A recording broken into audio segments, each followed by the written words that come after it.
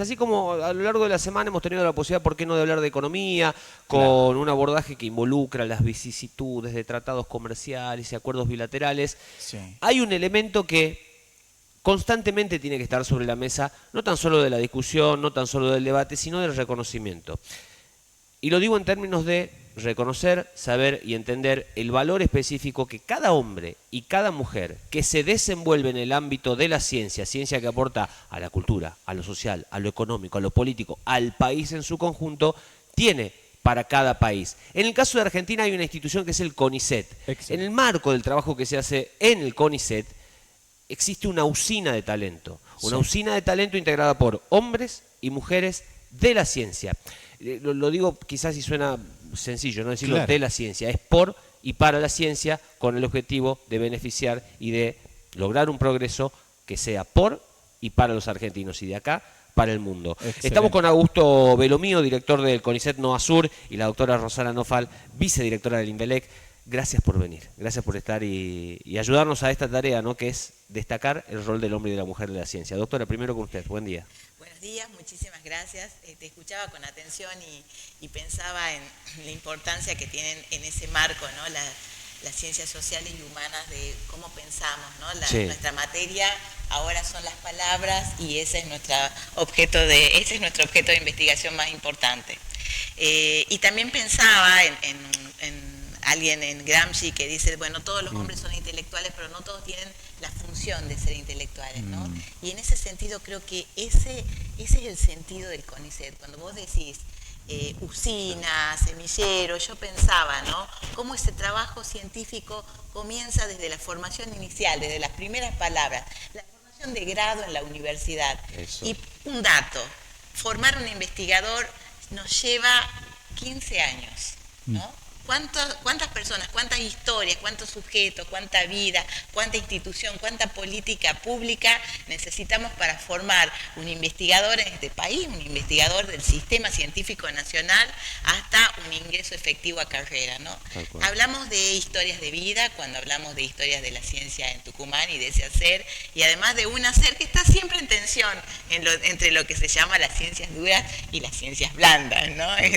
Bueno, Claro. de eso se trata y de eso venimos a hablar también. El Instituto de Investigaciones sobre el Lenguaje y la Cultura, el INVELEC, tiene, por supuesto, en la doctora un espíritu de, entiendo yo, de revalorizar lo propio, lo nuestro, pero a partir del estudio, a partir del análisis, a partir del Además, reconocimiento. nosotros tenemos un área muy importante de investigación de la literatura, Sí. un área muy importante de investigación de lo que se llama la lingüística, el saber de la lingüística, y por otro lado de la cultura, ¿no?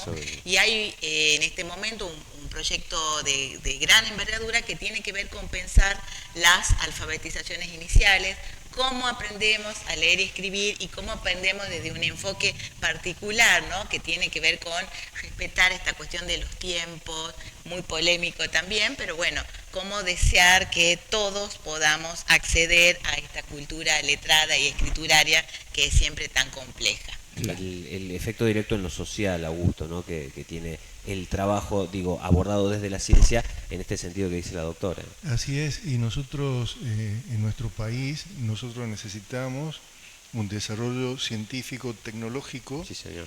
para acompañar el crecimiento económico y para poder mantenernos competitivos a nivel mundial, y además necesitamos que esos desarrollos tecnológicos, ese conocimiento que generemos, sea transferido a la sociedad y sea insertado, podamos disfrutarlo, podamos gozar de los beneficios, y las ciencias sociales son muy importantes para eso, para que podamos realmente ser un país desarrollado socialmente, que es lo que necesitamos para vivir mejor.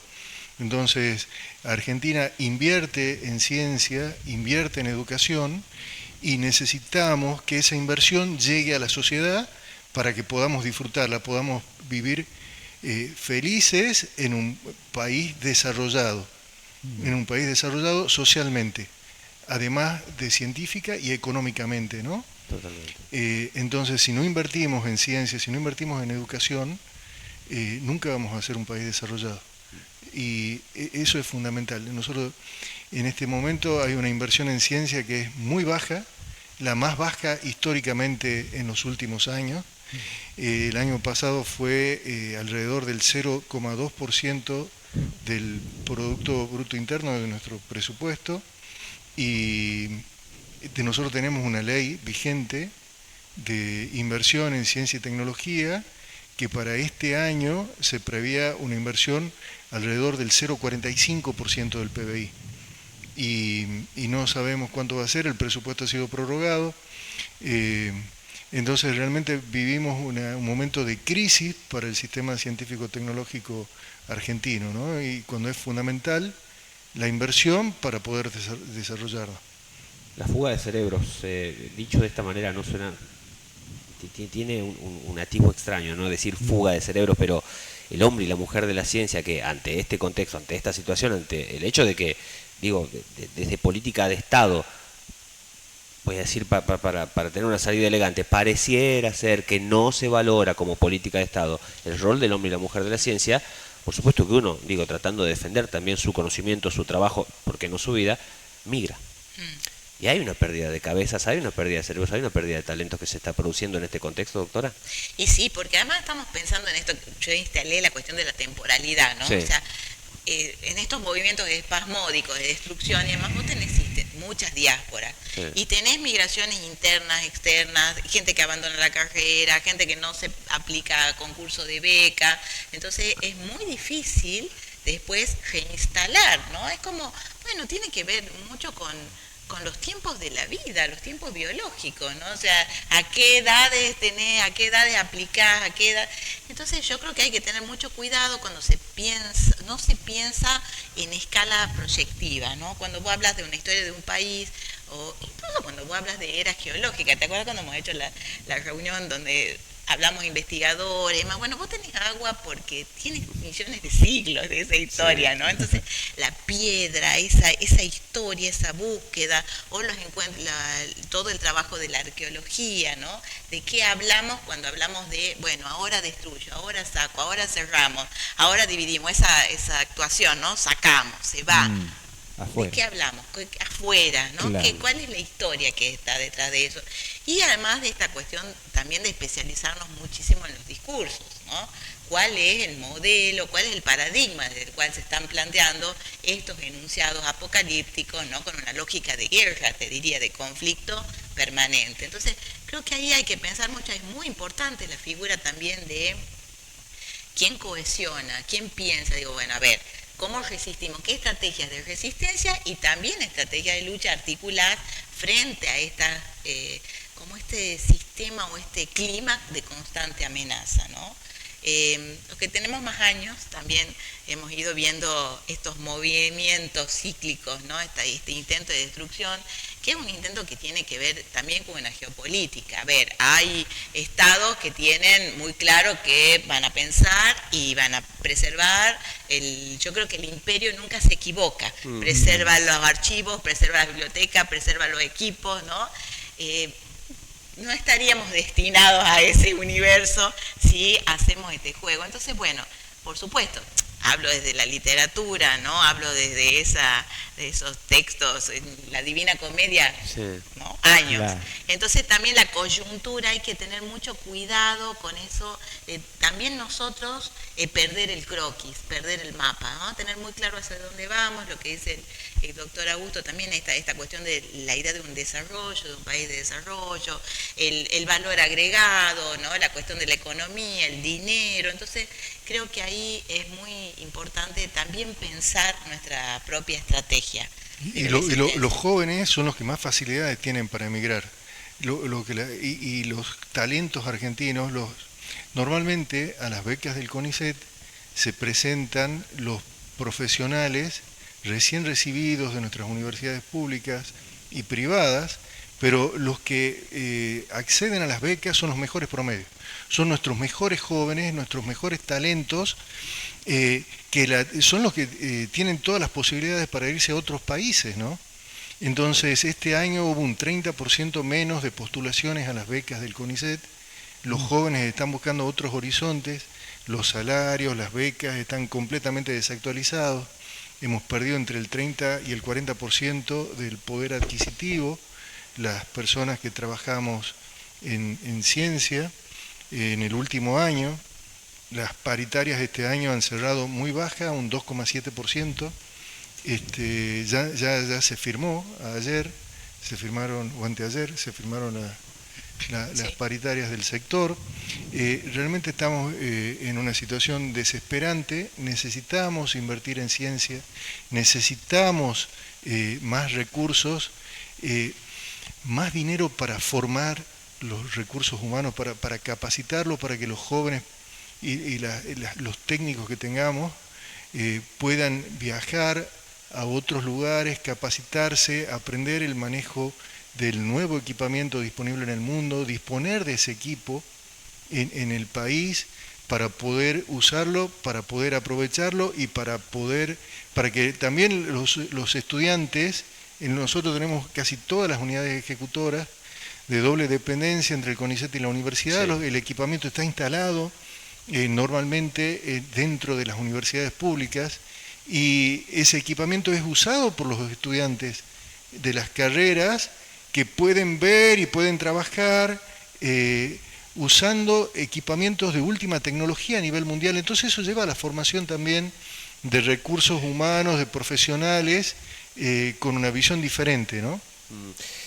En esto que los escucho, también se me dispara la cabeza para momentos que a mí generacionalmente me han tocado vivir, quizás mucho más chiquito, viviendo un primer momento de infancia quizás, pero que veo cierta cuestión cíclica. Acá en el programa alguna vez le dimos un abordaje filosófico en etapas a, bueno, ¿por qué la historia es cíclica? ¿Qué quiere decir que sea cíclica? ¿Cuáles son los estadios de esos ciclos que parece ser que la humanidad en su conjunto siempre cumple? Claro. Pero hablando de la ciencia, específicamente de la ciencia, mi recuerdo me lleva a pensar en el concepto de que se tiene miedo al conocimiento. ¿Hay miedo al saber? Y por un lado, digo, la década del 90 como ejemplo paradigmático, ministros mandando a lavar los platos a los psicólogos, perdón, me acordé de una charla de ayer con mi señora, desde ese concepto que culturalmente y socialmente, digo, en ese momento yo recuerdo que tampoco fue como que generó un cimbronazo en la sociedad, y fue gravísimo. Fue gravísimo, digo que desde una estructura estatal, desde la institución de las máximas magistraturas de Argentina, se tenga ese comentario, veo ahora que ese ciclo también se le quita valor, se le quita peso desde lo simbólico y desde lo práctico, de quitarle guita, de quitarle presupuesto, de quitarle herramientas a los hombres y a las mujeres de la ciencia, pero después pienso en los efectos de algunas cosas que han sucedido en este país, en que la solución mágica por sobre el conocimiento, en lo emocional por sobre el saber, en lo que el gurú dice por sobre lo que la ciencia establece. Me acuerdo de la crotoxina. No sé si se acuerdan cuando venía el veneno de cobra como solución milagrosa para el cáncer, en un momento en la década del 90 acá en Argentina, que se agolpaba la gente en las puertas de los sanatorios pidiendo crotoxina. No sirve la crotoxina, no, y los científicos salían y le decían, no sirve, no es una cura milagrosa. Claro. Háganle caso al médico, escuchen a los profesionales, a los hombres, a las mujeres de la ciencia, escúchenlo lo que les están diciendo. Y no, el caos igual se generó. Entonces veo eso y me asusta. ¿Que hay miedo al conocimiento? ¿Hay miedo al hombre y a la mujer de la ciencia? ¿Hay miedo al saber? Yo creo que sí, que siempre lo que no se sabe y se genera eso. Por otro, lo que vos decías, el gurú, bueno, todo el tema de la astrología, tiene que ver también con un conocimiento muy importante de la cultura clásica, de los griegos, ¿no? Esta cuestión también, ¿cómo vas deconstruyendo? ¿Con qué capacidad de construcción? Ahora, vos hablas de los años 90 y hablamos con Augusto, los números hoy son radicalmente peores. O sea, si ya eran malos... Ya eran malos allá, ahora son peores todavía. Está radicalizado ese sistema, yo diría, de destrucción, de exterminio... importante. También porque es más grande lo que se está destruyendo, ¿no? Antes era más incipiente. Claro. Estábamos en una etapa en la que estábamos muy contraídos y comenzamos a desarrollarnos. Y ahora es mucho lo que se está destruyendo. Es muchísimo. Mira, si vos haces un inventario, porque el CONICET es un organismo que tiene mucha lógica de autoevaluación permanente, además con indicadores de ranking internacional. Tienes que tener papers publicados, validados, ¿no? O sea, esa cuestión también de quién valida los conocimientos, ¿no? Bueno, el descubrimiento. Entonces, por eso el tema, lo que parece muy anecdótico, pero es el promedio. O sea, los mejores estudiantes ganan la beca, nos guste, no nos guste, podemos... Ahora, ¿cómo nosotros trabajamos para que nuestros estudiantes de provincia compitan en mesas de evaluación nacional? O sea, hay todo un desarrollo, un desafío, un tiempo invertido en eso para que nuestros estudiantes ganen las primeras posiciones en esas evaluaciones, que no son negociables, ¿no? Sí. Ahí se mide por centésimas, por desarrollo, por logro. Entonces, a veces se trata con tanta banalidad esta cuestión de, bueno, los científicos y demás, como que se le bajara el precio. Claro, es más fácil la destrucción en ese sentido, pero también creo que hay que tener mucho cuidado, porque si alguien imagina su destino en la ciencia y además hay un maestro, hay toda una cuestión también de saberes que prefigura que puede ser un perfil de investigación, se empieza a trabajar desde el minuto cero de la carrera. O sea, no te podés sacar un 5, digamos, tenés que estudiar para... Claro. Eso suena duro, lo digo ya porque me acreditan los años, no, me valida la experiencia, pero no podés estudiar para 5, no podés estudiar para... Porque si no querés ser investigador, tenés que ir a... Y digo, ¿cómo se empieza a trabajar con el promedio? Por eso yo les digo, son 15 años. Probablemente en ese momento, además venimos de la política pública del kirchnerismo, muy clara con respecto a la ciencia, al desarrollo. Quiero un país del conocimiento para todos, enuncia Kirchner, ¿no? Y que todos puedan acceder a ese conocimiento. Entonces eso supuso un trabajo sistemático y una bandera en ese sentido. Entonces destruida ahora es un núcleo muchísimo más grande y más importante. Claro, y esto cíclico también yo creo que tiene que ver con cuál es el modelo de país y cuál es la inserción que tiene que tener Argentina en el mundo en la concepción de los gobiernos, de los diferentes gobiernos. Porque si vos pensás el rol de Argentina en la economía global como una economía primarizada, productora de commodities, productora de granos, productora de litio, de mineral litio y no de baterías de litio, o sea, productora de soja y no de biocombustibles. Entonces, ese rol, si vos sos productor de materia prima, no necesitas invertir en ciencia y tecnología para conseguir productos industrializados o competir tecnológicamente en el mundo. Entonces, si no necesitas invertir en ciencia y tecnología porque no vas a producir baterías de litio, sino vas a vender el mineral de litio a granel o se van a llevar las montañas completas con minerales para procesarlos en otro país, no hace falta ciencia y tecnología, compremos hecho. Y hay una cuestión que es muy importante, porque si vos pensás en la cuestión de soberanía, y si vos pensás, yo hay un ejemplo que lo pongo siempre, es ¿cómo te imaginás, por ejemplo, la guerra de Malvinas ahora y por dónde pasan nuestras comunicaciones? Suponte, ¿no? Que las comunicaciones del ejército argentino pasan a través o se manejan a través de satélites de Estados Unidos o de Inglaterra. Entonces nosotros alquilamos un espacio en un satélite para que pasen las comunicaciones y las comunicaciones del ejército pasan a través de un satélite de Estados Unidos. Claro. En plena guerra. Ese es diferente si las comunicaciones se manejan desde un satélite argentino, ¿no? Entonces, es muy importante para nosotros, por más que no podamos, o que estamos desarrollando satélites de primer nivel a nivel mundial, ¿no? Y cada vez mejores. Entonces, es muy importante para nosotros contar con nuestros satélites, contar con nuestra tecnología y no depender de otros países. Entonces, en ese momento Cavallo decía, no hace falta invertir en ciencia y tecnología porque nosotros podemos comprar la tecnología. Podemos comprar todo hecho. Claro, pero no es la tecnología de punta, es la que nos venden, la que nos hacen disponible, y que no es la tecnología que nos va a permitir estar arriba, ¿no? Entonces, por eso es muy importante nuestra inversión en ciencia. Muy importante. Y ahí el detalle, yo trabajo mucho con adolescentes y está esta fantasía de no, ¿para qué estudiar si yo tengo todo acá, ¿no? Y te muestran el celular. Bueno, diseñalo. a ver, estudiemos para que no para que el diseño sea tuyo, seamos dueños del servidor, porque ahí es donde está la clave, ahí es donde se juega realmente la gran batalla, que es una batalla cultural, ¿no? Y hay un ataque a las ciencias sociales, Totalmente. donde todas las comunicaciones pasan a través de las redes sociales. Entonces la importancia de las ciencias sociales para el desarrollo de un país o por las comunicaciones de un país es fundamental. Entonces, dicen, las ciencias sociales no son importantes porque no son importantes para la economía. Lo importante es investigar en minería, agroindustria, pero dejar de lado las ciencias sociales para que la manejen las grandes corporaciones Sí. a las redes sociales y a nuestras comunicaciones, Y a ¿no? nuestros relatos, porque son los que construyen Claro. el relato que es el que vende, ¿no? Este año también hemos trabajado mucho en esa articulación de pensar cómo son estas macroeconomías, ¿no? Las criptomonedas, venden un relato, venden fundamentalmente esta historia.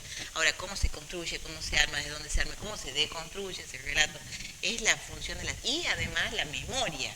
El gran archivo de memoria, el gran mecanismo de memoria que a vos te lleva a pensar, bueno, pero esto con los 90 o cuando yo era chico o las primeras memorias, tienen que ver justamente con ese hacer de las ciencias sociales y humanas que están como en la mira de la tormenta. Yo creo que no, porque tienen otro equipo ahí como otro, Sí, ¿no? sí. Que no tiene que ver con esto de realmente la libertad en su total dimensión de palabras, ¿no? Yo me niego a perder las palabras, a que nos roben las palabras, ¿no? Verdad, libertad, digamos, son libertad. nuestras. ¿Por qué dejamos ese avance cuando la real dimensión es muchísimo más compleja que la lógica binaria en la que estamos moviéndonos en este momento en esos discursos, ¿no? ¿Cómo se hace para tener, no voy a hablar en términos de éxito, pero sí de no perecer en el intento de debatir contra cuestiones que no tienen ningún criterio de veracidad? ¿A qué es lo que voy? Cuando uno lo aborda desde la ciencia, con el dato, con una metodología de investigación específica, con un método científico que comprueba lo que uno dice, pero tiene que debatir con argumentos, ideas, lógicas y lógicas, que las escucha por todos lados, ¿entiendes? Claro, y por eso son hace? muy importantes las redes sociales. Esa posverdad apabullante. Y lógica y violenta, porque Eso, ahora tenés eso. un valor agregado, Súper ¿no? emocional, El discurso ¿no? de la violencia, los discursos de odio, que también se está trabajando mucho. Yo no sé, ahí hablamos mucho con el doctor Augusto, creemos en esas microintervenciones, ¿no? Esa religar desde los círculos, porque es como que estuviera quebrada la posibilidad de armar comunidad, ¿no? Entonces vos fíjate que es como que ese diálogo casi unipersonal, único, con el celular que llega, y además la parcela que se determina ahí, ¿no? Entonces, ¿cómo salir de esas estructuras? Pensamos que tienen que ver con los diálogos también cara a cara, mano a mano, ¿viste? Cuando empezaba a conversar, bueno, pero esto, lo otro, no está mediado por un dispositivo. Eso por un lado. Ahora, por supuesto que yo hablo de la lógica de los 70, ya sabemos que la salida es social y política. Ahora, los libros tienen mucho que ver en esa partida, ¿no?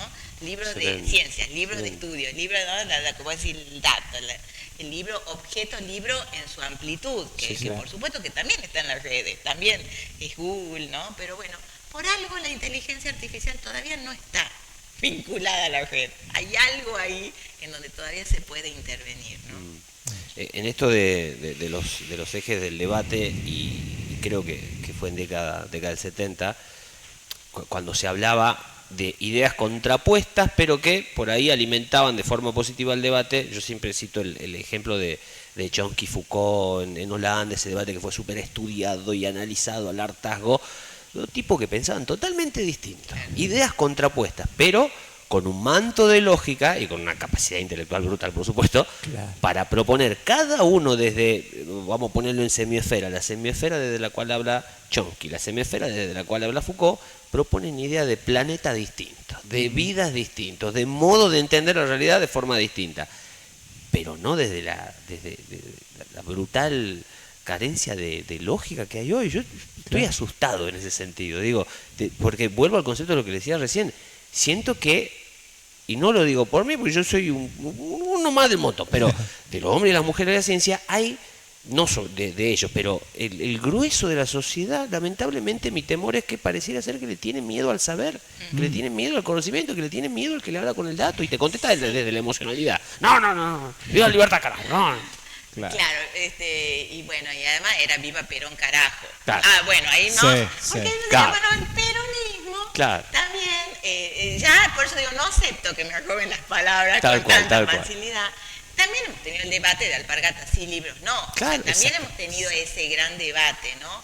Y por otro lado, cuando vos decís no hay lógica, estamos viviendo la lógica del disparate, no la de la Marilena Walsh, pero habría que volver a esa lógica, ¿no? A ver, pensar cómo trabajamos y de ahí cómo construimos política, ciencia, política para las ciencias, políticas públicas, desde este escenario en el que pareciera, bueno, no es metáfora, es material, la motosierra, ¿no? Entonces, bueno, ¿cómo trabajamos? Y trabajar desde todos ahí? juntos, ¿no? Sí. En este país, considerando que todas las personas podemos aportar y que no hay un grupo de personas que es superior a otro y descalificar a las personas por lo que piensan o por lo que hacen o por lo que sienten o por sus sentimientos. Exactamente. Entonces, o por sus preferencias sexuales. Entonces, este tiene que ser un país para todos, no para un grupo reducido. No sé quiénes van a quedar. ¿Quién es la persona que puede decir,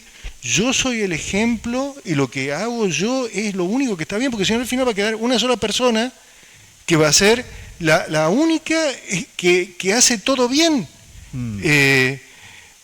Entonces, acá tienen que ser un país para todas y para todos y para todes, ¿no? Muy bien. Un país desarrollado donde podamos vivir en paz. Tal cual. Claro. Teléfono para Darío Génova, ¿no? Sería. Perdón. Darío Génova, el secretario de Ciencias. Gracias. Sí. Sí. Sí, ¿lo levantará? ¿Atenderá el llamado? Esa es la pregunta. ¿Qué Hay sé que ver. yo? Bien, Nao. Me quedo también con esto que venimos hablando, ¿no? Y pienso mientras los escucho en esa profunda sensación de, bueno, a pesar de todo esto, que en su mayoría quiero entender que hay un halo como de cosas negativas, hay una luz de esperanza, hay un foquito que sigue prendido, que es el foco de las ideas, que es el foco de las ganas y que es el foco de, bueno, vamos a pensar sensatamente. El ¿Cómo mejorar? conocimiento y el deseo de conocimiento, eso además, ¿no? Eso creo que es lo esa luz no la pueden apagar. No, ahí no. Y eso por el laburo de gente como ustedes, que sé que les está tocando una menuda tarea en estos momentos. Ese es un momento histórico, sin duda. Claro. Hay Así momentos históricos que son brutalmente positivos en todo su entendimiento y otros en los cuales tenés que volver a explicarte, escuchar los satélites, porque era bueno el ARSAT. Y explicarlo. Claro. Y explicarlo, pero explicarlo en tono que el otro te está discutiendo. No, pero eso es perdeguita, Claro. eso era un refugio de chorra. No, pará. O tomar, Soberanía del espacio aéreo. O tomar nuestras decisiones basadas en el conocimiento, ¿no? Acá en Argentina, en la época de la pandemia, se decidió aplicar la vacuna Sputnik, Sí. a pesar de que ahora hemos salido de la Organización Mundial de la Salud. La vacuna Sputnik no estaba aprobada por la Organización Mundial de la Salud, pero en base a datos técnicos y a informes técnicos, nuestros científicos han llegado a esos datos y han dicho, esta vacuna sí funciona y sí anda, y ha permitido salvar miles de vidas. Entonces nosotros hemos hecho uso de esa soberanía científica y de nuestro conocimiento con profesionales para poder decidir y aplicar esa vacuna por más que la Organización Mundial de la Salud no la había aprobado. Entonces nosotros tomamos decisiones en base a nuestros conocimientos y a lo que generamos y a lo que saben las personas que se forman en nuestras universidades. Entonces eso es muy importante que lo podamos mantener y que podamos retroalimentar, ¿no? Claro. Sabés que te escuchaba el tema de la vacuna de la Sputnik y pienso en el Instituto Gamaleya en Rusia y pienso en el ejemplo también de lo que venimos hablando. No se puede dejar solamente librado al aspecto de el privado en pos de la ciencia. No. Y para el que venga y me diga, no, bueno, pero eso es Rusia, los que piense que hay comunismo en Rusia, bueno, que venga y me diga eso, yo le digo, si vos pensás que Elon Musk no trabaja en Claro. una colaboración directa con la NASA, que depende del Estado, no has entendido absolutamente nada. No existiese ningún proyecto de SpaceX si no existiese la NASA. Excelente. No por el antecedente, sino porque trabajan juntos. La NASA le da estructura, la NASA le da cerebros a Elon Musk para que pueda proceder en su trabajo. Son 67 años. 67 años, sí. 67 años, hay De la momentos ley, claves. de la fundación del CONICET, que en su momento el primer presidente fue Bernardo Jussa, que era Sí, premio señor. Nobel de Medicina, y ya existía una estructura de los años previos del gobierno de Perón, Sí. el CONICET, un Consejo de Ciencia y Tecnología, sobre el que se basó después el CONICET, que fue durante el gobierno de Onganía, ¿no? Y bueno, ya 67 años, el CONICET es la institución de ciencia más importante de nuestro país, donde nos complementamos con el INTA, con el INTI, y sobre todo nuestros principales socios son las universidades públicas. Las universidades públicas donde se genera el conocimiento y donde se llevan a cabo la mayor parte de las investigaciones científicas dentro de sus laboratorios, ¿no? Claro. En conjunto con el CONICET. Doctora Rosana Nofa, el doctor Augusto de lo mío, ha sido un placer. La verdad que me dan ganas de quedarme, de dejarlos y escucharlos en ese ida y vuelta que estaban teniendo, porque me parece que alimenta el debate, por lo menos desde la óptica que nosotros queremos sumar justamente a que sea alimentado ese debate, desde las ideas, desde el conocimiento, desde un pensamiento racional. Muy bien. Más allá que después nos podamos mover por los sectores estrambóticos, voy yo desubicado querido, acá la lógica y el pensamiento racional lo han aportado la doctora Nofal y el doctor Belomio. Muchísimas gracias. Muchas gracias a Muchas ustedes. gracias Muchas a gracias. ustedes.